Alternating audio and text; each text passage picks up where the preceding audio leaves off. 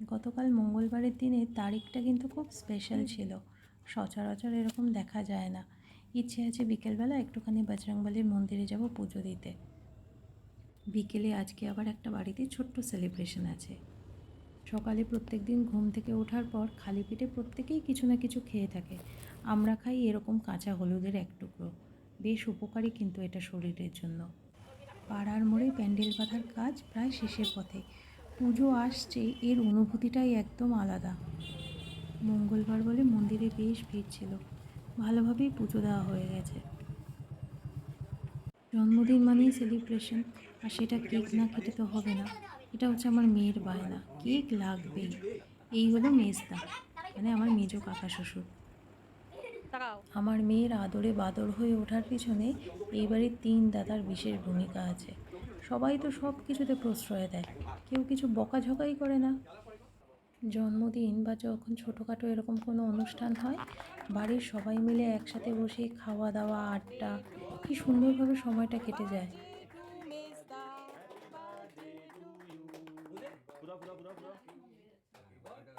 এই তুই ফু দিবি না, তুই গান করিসনি।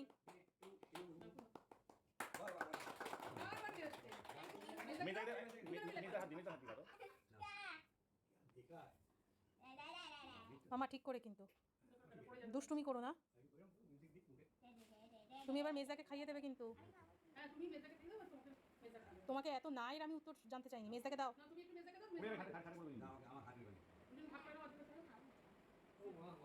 মেজদিকে দাও।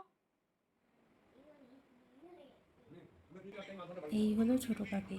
বাড়িতে যখনই কোনো অনুষ্ঠান হয় আর কেক কাটা হয়, সব সময় দায়িত্ব পড়ে ছোটো কাকি কেকগুলোকে পিস করবে। ভীষণ সুন্দরভাবে কিন্তু সার্ভ করে।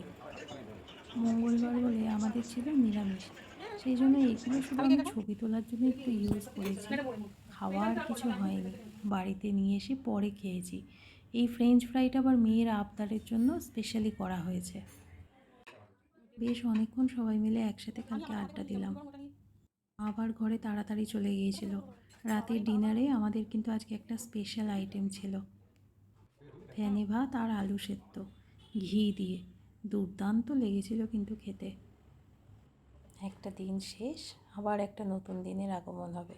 সবাইকে গুড নাইট।